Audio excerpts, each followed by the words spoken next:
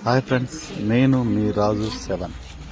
మేమైతే ఈరోజు వర్క్ అయితే స్టార్ట్ అవుతున్నాం. మేము మా బండిలో ఏవీ స్విచ్లు వేసుకున్నాం. డిటిఆర్కి సంబంధించిన ఏవీ స్విచ్లు ఇవో బండిలో చూస్తున్నారు కదా. నెక్స్ట్ అయితే పోల్స్ అయితే లోడ్ వేసుకుంటాం. వీటిని బాక్స్ పోల్ అని అంటారు. 11 మీటర్ కంటే ఎక్కువ ఐరన్ పోల్ ఇది.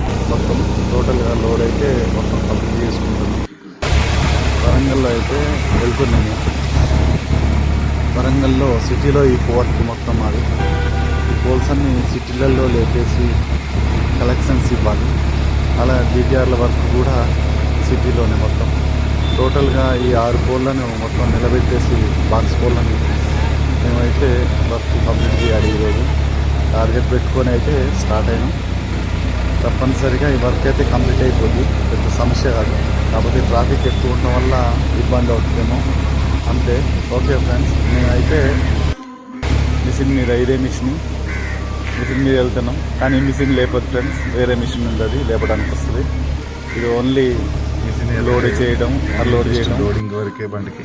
ఈ లైన్లోకి అయితే వచ్చేసినాం. పైకి ఎక్కేసి ఏవీ స్విచ్లకి సంబంధించిన అన్ని ఓపెన్ చేస్తున్నారు. అవి పాతవి పాడైపోయినాయి.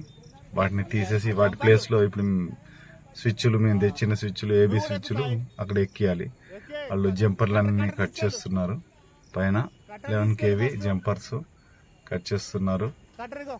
కిందతను ఏబీ స్విచ్ ఇప్పుతుండు మనోడు. మన ఎత్తు కట్టేసిండు. ఎర్తింగ్ బాగా ఇండక్షన్ వస్తుంది, ఎందుకంటే క్రాసింగ్స్ బాగున్నాయి అక్కడ. అందువల్ల ఎర్త్ కట్టుంటే దానివల్ల ప్రాబ్లమ్స్, ఇండక్షన్ రాదు. అదొకటి ఏదన్నా బై మిస్టేక్ వచ్చినా చికాకు ఉండదు. ఏఈ గారు, లైన్ ఇన్స్పెక్టర్ వీళ్ళందరూ మా దగ్గరే ఉన్నారు. వాళ్ళ దగ్గరుండి వర్క్ చేయించుకుంటున్నారు నీట్గా. ఇవే ఏబీ స్విచ్లు. ఏబీ స్విచ్లను సెట్టింగ్ చేస్తున్నారు మా టీం. అవి ఏబీ స్విచ్లు కొట్టంగానే ఆన్ అవ్వాలని అడ్జస్ట్మెంట్ సెట్టింగ్స్ ఎలా చేస్తున్నారో చూడండి. ఇలా చేసుకుంటేనే మనకి ఏబీ స్విచ్ అనేది కరెక్ట్గా సెట్ అవుతుంది. లేదా ఎట్లున్నదో అలా ఎక్కించిన అనుకోండి, అట్లు లూజ్ ఉంటాము, లేకుంటే వంకర్ ఉంటాము, కరెక్ట్గా సెట్ అవ్వకపోవటము. దానివల్ల ఏమైందంటే కూర్చోపోవటం వల్ల, సగం కూర్చోవటం వల్ల రవ్వలు వెళ్తూ ఉంటాయి. బాగా మళ్ళా బ్లేడ్లు కాలిపోయే అవకాశం ఉంటుంది. అందుకే కరెక్ట్గా సెట్ అవ్వాలనే ఈ సెట్టింగ్స్.